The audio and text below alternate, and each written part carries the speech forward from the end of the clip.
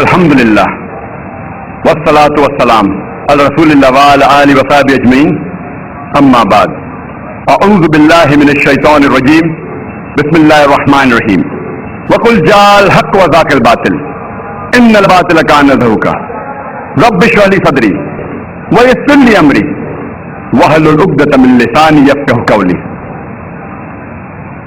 میرے محترم بزرگوں اور میرے عزیز بھائیوں اور بہنوں، میں آپ سب کا خیر مقدم کرتا ہوں اسلامک طریقے سے۔ السلام علیکم ورحمۃ اللہ وبرکاتہ۔ اللہ سبحانہ و تعالیٰ کی سلامتی، رحمت اور برکت آپ سب پر ہو۔ مجھے بے حد خوشی ہو رہی ہے کہ پھر سے ایک بار تقریباً 6 سال کے بعد میں پھر سے ایک بار حیدرآباد تقریر کے دورے کے سلسلے میں آیا ہوں۔ آپ جیسے جانتے ہیں کہ میں تقریر اکثر انگریزی میں کرتا ہوں۔ چند مواقع پہ جب آرگنائزرز اصرار کرتے ہیں، میں کوشش کرتا ہوں میری کمزور اردو یا ہندی میں کچھ تقریر کروں، کیونکہ میری تعلیم صرف انگریزی زبان میں ہوئی ہے، اسی لیے ظاہر ہے کہ اس اردو تقریر میں کافی غلطیاں کروں گا۔ اسی لیے تقریر کے شروع میں آپ سب سے معذرت چاہتا ہوں ان غلطیوں کے لیے، اور امید کرتا ہوں کہ آپ ان غلطیوں کو نظر انداز کریں گے اور تقریر کے پیغام پر توجہ کریں گے۔ آج کی تقریر کا عنوان ہے اسلام انسانیت کے لیے رحمت نہ کہ زحمت۔ اسلام لفظ سلم یا سلام سے آتا ہے، جس کے معنی ہے سلامتی، امن۔ اسلام آتا ہے لفظ سلم سے بھی، جس کے معنی ہے اپنی رضا اللہ کے حوالے کرنا۔ مختصراً اسلام کے معنی ہے سلامتی یا امن حاصل کرنا اپنی رضا اللہ کے حوالے کرنے کے بعد۔ اسلام ایک ایسا مذہب ہے جو انسان کی دونوں ضروریات پوری کرتا ہے، جسمانی بھی اور روحانی بھی۔ اسلام کی سب سے اہم کتاب ہے قرآن مجید۔ یہ قرآن مجید اللہ سبحانہ و تعالی کی آخری کتاب ہے جو نازل کی گئی تھی آخری پیغمبر محمد صلی اللہ علیہ وسلم پر۔ اس قرآن میں انسانیت کے مسائل کا حل ہے۔ This Quran is the most positive book in the world۔ یہ سارے عالم میں سب سے بہترین کتاب ہے۔ It is a proclamation to humanity۔ یہ انسانیت کے لیے ایک پیغام ہے۔ It is a fountain of mercy and wisdom۔ رحمت اور حکمت کا سرچشمہ ہے۔ It is a warning to the heedless۔ غافلوں کے لیے تنبیہ ہے۔ It is a guide to the erring۔ بھٹکے ہوئے لوگوں کے لیے رہبر ہے۔ It is an assurance to those in doubt۔ شک کرنے والوں کے لیے اطمینان ہے۔ It is a solace to the suffering۔ پریشانی میں مبتلا ہوئے لوگوں کے لیے رحمت ہے۔ And it is a hope to those in despair۔ مایوس کے لیے ایک امید ہے۔ یہ اللہ سبحانہ و تعالیٰ کا آخری پیغام قرآن مجید ساری انسانیت کے مسائل کا حل ہے۔ اللہ سبحانہ و تعالیٰ فرماتے ہیں سورہ رعد میں، سورہ نمبر 13 آیت نمبر 38 میں، لِكُلِّ أَجْلٍ کتاب، اور ہر دور میں ہم نے ایک کتاب نازل کی۔ اللہ سبحانہ و تعالیٰ نے کئی کتابیں نازل کی،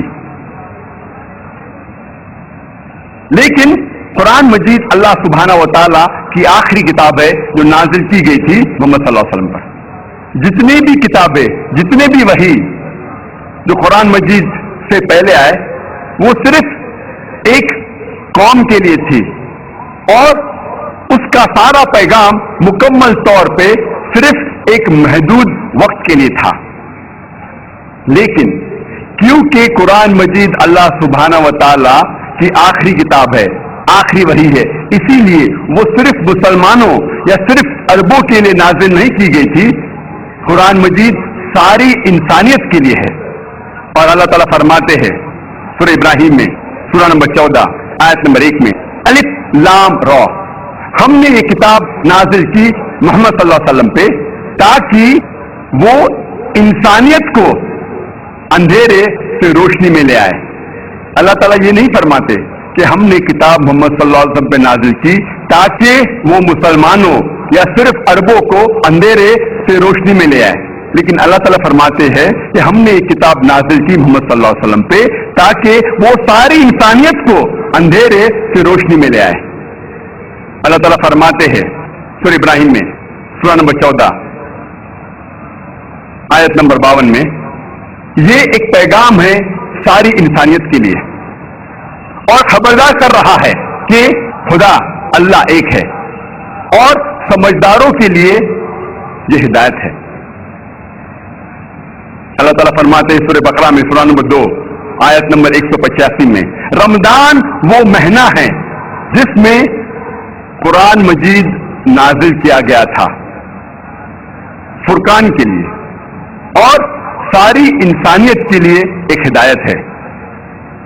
اللہ تعالیٰ فرماتے ہیں سورہ الزمر میں سورہ 39 آیت نمبر 41 میں کہ ہم نے قرآن مجید نازل کیا محمد صلی اللہ علیہ وسلم پر تاکہ وہ ساری انسانیت کو ہدایت دے، صرف مسلمان یا صرف عربوں کو نہیں لیکن ساری انسانیت کو.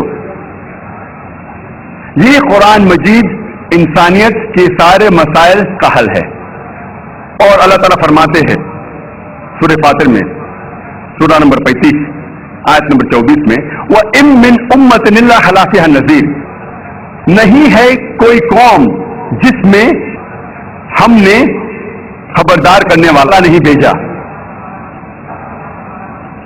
اللہ تعالیٰ فرماتے ہیں سورہ رعد میں سورہ نمبر 13 آیت نمبر 7 میں وَلِكُلِّ قَوْمٍ هَادٍ، اور ہر قوم میں ہم نے ہدایت کی راہ دکھانے والا بھیجا، ہم نے ایک خبردار کرنے والا بھیجا. محمد صلی اللہ علیہ وسلم فرماتے ہیں، لکھا ہے مشکات المصابیح میں جلد نمبر 3 حدیث نمبر 5737 کہ اللہ سبحانہ و تعالیٰ نے اس زمین پر 1,24,000 پیغمبر بھیجے، لیکن جتنے بھی پیغمبر محمد صلی اللہ علیہ وسلم کے پہلے آئے وہ صرف اپنے قوم کے لیے تھے اور ان کا سارا پیغام مکمل طور پہ ایک محدود وقت کے لیے تھا. لیکن کیونکہ محمد صلی اللہ علیہ وسلم اللہ سبحانہ و تعالیٰ کے آخری پیغمبر ہے، وہ صرف مسلمان یا صرف عربوں کے لیے نہیں بھیجے گئے تھے.